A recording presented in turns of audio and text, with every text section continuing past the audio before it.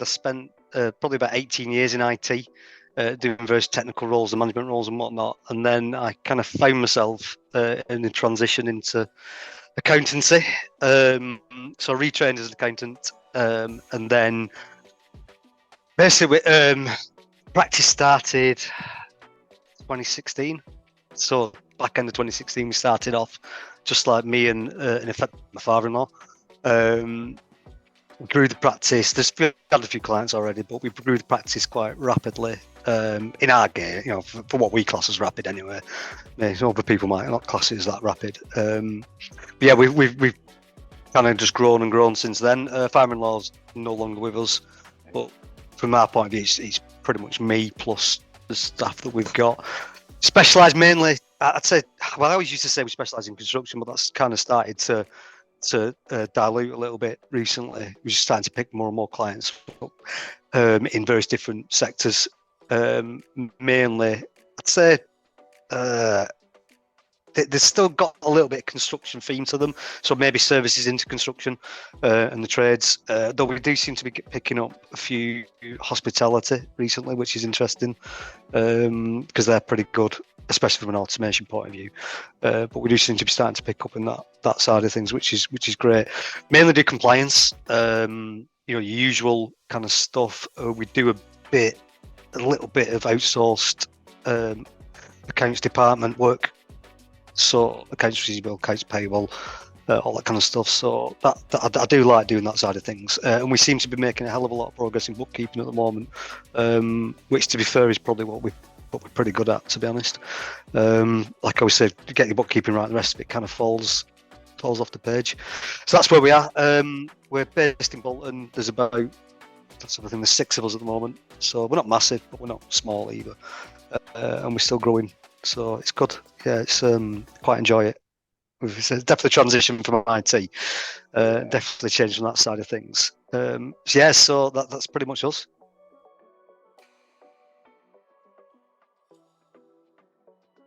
Well, there's 2 parts to that. There's obviously the systems we use.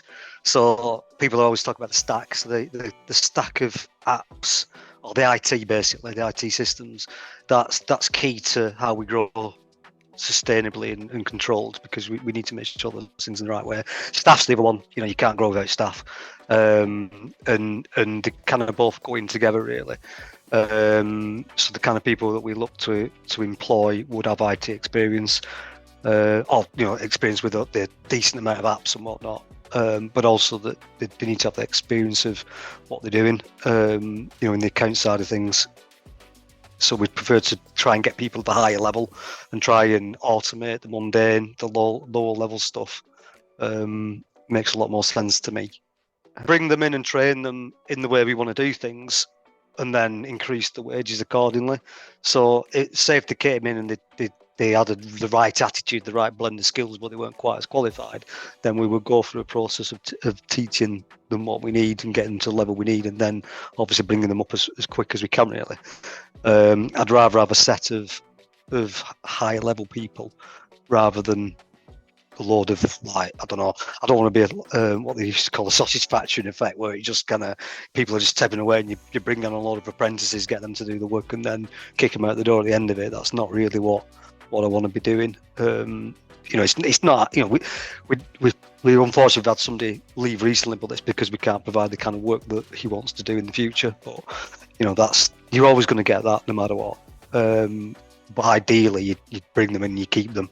It's difficult to get staff at the end of the day, so you want them to be doing interesting work, and decent level work, so you can pay them well, and afford to pay them well because they're doing higher paid work, but they're also doing stuff they're interested in.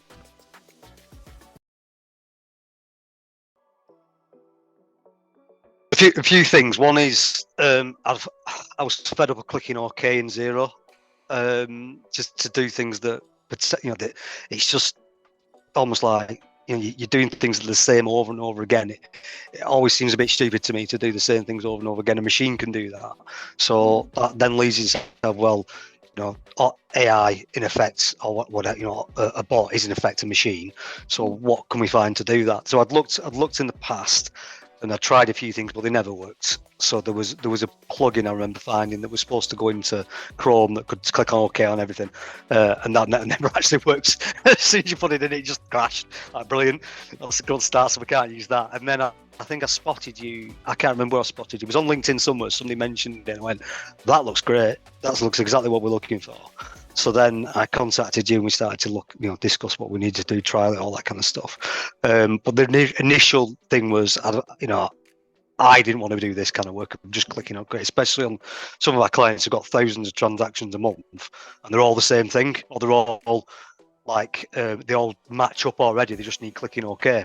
Now, I don't want to pay somebody to do that, and I don't think anybody would want to do that really. So it makes sense to get a bot to do that.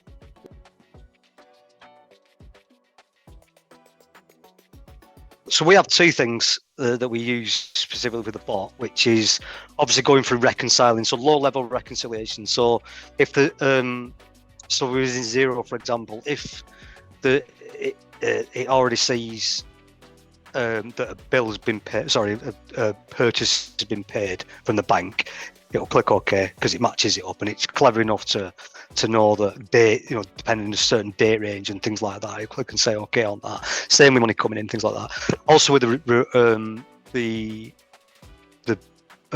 rule side of things, it's clever enough to know that if there's nothing else there and there's a rule in place, it'll say OK and go through that. But it's also clever enough to know that if it's outside a certain day range, then don't touch it. We're not 100% sure, so it needs to be dealt with by somebody else.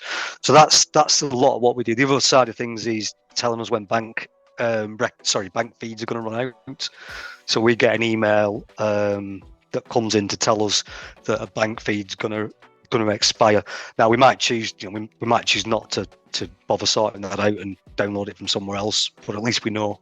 Or we might go after the client and say, can you please refresh this? They generally just ignore us, but that's at least we're telling them.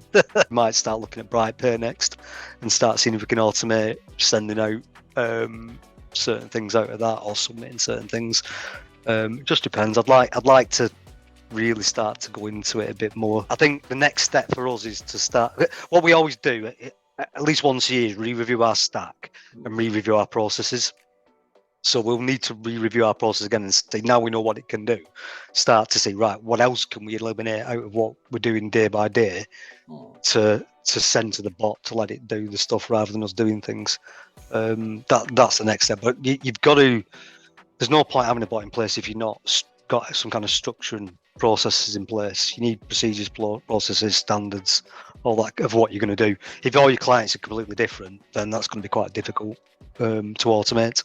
But if they're all standardized and you're dealing with the same kind of thing, then and you do it at the same time, same way for all your clients, then you can automate, but you can also scale as well.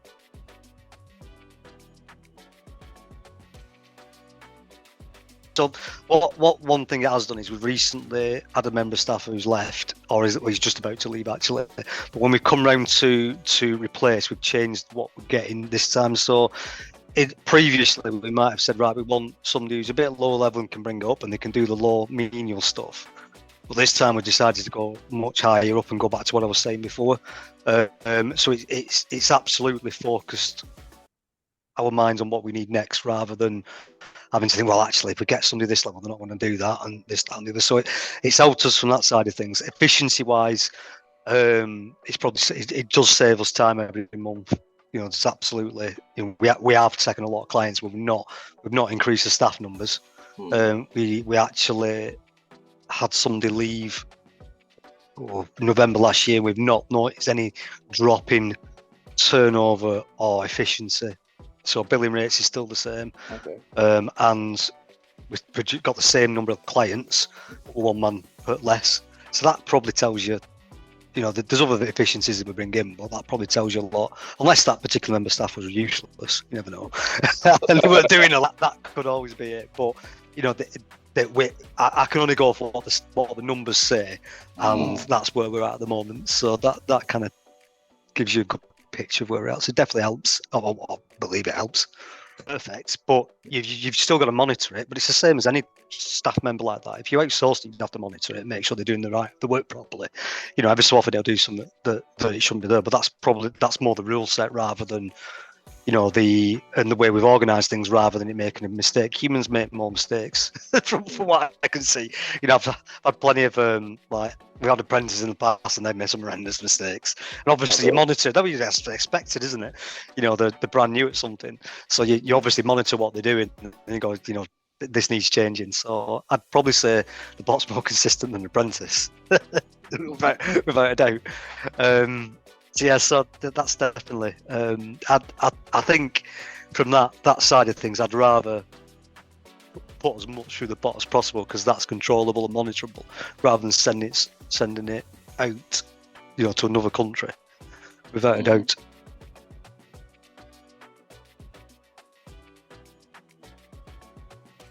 I can't see anything like that replacing a decent accountant because there's too many variables. You could get somebody to type in the questions and potentially get an answer. One is you don't know whether it's the right answer, but I suppose you don't know whether when you're talking to an accountant whether they actually know what they're doing or not. So that's potentially a similar thing. But the only examples I've seen where people have put things into Chat GPT are by accountants, so they're asking the right questions, but the skill isn't asking the right question. Well, the skill is knowing what people are actually asking for, isn't it? So, for example, my wife's not going to ask the question of how to do a tax in the same way as I would ask it. How to best structure refers and this, that, and the other. It's about you asking the questions and drawing that out of them. So, I don't know. Maybe it would eventually get to that stage, but I'd be surprised. I think there's still there's too many variables in it to be able to different things. Even as far as what you do, where you can't know everything.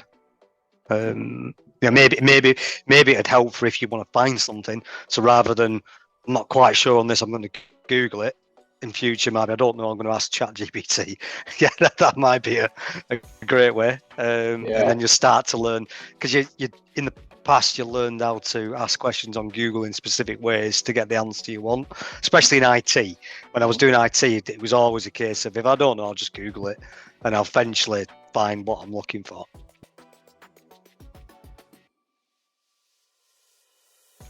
Without a doubt, yeah. Yeah, without a doubt. You couldn't scale without it. Otherwise, you'd be there all day, every day. You can't scale without technology now. It's just impossible. How could you if you didn't have the technology in place, then how can you price accordingly? You'd be way more expensive than everybody else because everything's based on time and you'd be taking longer than everybody else. As much as we don't bill on time.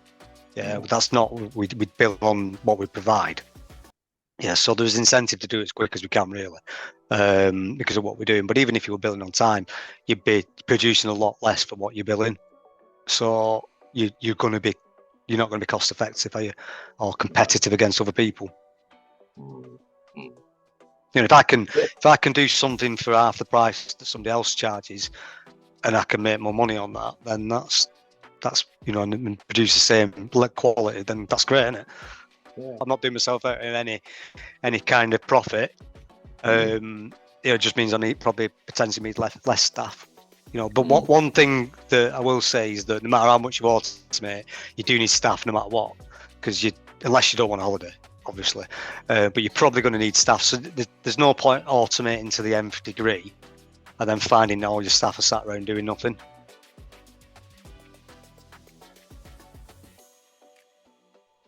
Obviously, standardization is the key thing for any scale up. So if you've not read the E-Myth, read the E-Myth, because that will absolutely get you focused on what you need to be doing. So that's the first part. Is a lot of people have done this already, but that's kind of the first bit you really need to be looking at. Is can you standardize what you do? Can you procedurize all that kind of things, and then get that in place. So make it nice and clean. What you're doing, and then start to look at your automation side of things. If it's a bot, great. That'll save you a lot of time. But that's in general for any kind of automation. It needs to be standardized. So that's the first place I'd start with. So you might have to go through a bit of a cleanup process. What we did was we found that as we've grown, the first set were really clean and always did the same thing. Then it got a bit messy. Then we clean them up again, and then it got a bit messy, and then we clean up again. So we're always going for this, almost getting people back on track. Especially during COVID, it all went a little bit like all over the place, and we took that other thing. So we had to clean them up and get them in. So there's no point, like the ones that weren't clean, there's no point putting them onto the bot because it ain't going to make it any better. To get them cleaned up, make sure the zero's nice and sorted and whatnot, and you know the procedures and whatnot. Then put them onto a bot. Obviously your bot, but yeah, put them onto a bot, and then start to maybe do a few clients at the beginning. Make sure you're happy. Bring more clients in, and then go from there. I wouldn't recommend just going the whole hog on everybody straight away. that would be mental. So slightly dip your toe in the water. Make sure you're happy. If there's any issues, get them resolved quickly. Keep working on it. Make sure you're happy over a few months, and then start to bring companies in on a period of time. It's not I don't think it's just let's go for it. You've got to bring it in slowly, and that's what we've done, and that's what I'd recommend to anybody else. Do it over a period of time. Make sure you're using it with friendly clients in the beginning. It would be the other tip, and then just start going from there. We've not told our clients that we're using a bot. Whether you should do or not, I don't know. That might be something to look at. We did call it bots, so if they look in the user list, then they'll know. To me, it's just a case of, like I've just said, try it. Worst case is you don't like it. You're not happy. At least you tried it. With zero, you can strip everything out. It's not hard. If it makes a mistake, you can reverse it all. Check it over. Right, if it's done a month and you're not happy with it, just reverse it all and do it yourself. It's not like it's the end of the world. So I'd say just try it. Make sure you're happy, and then scale it from there.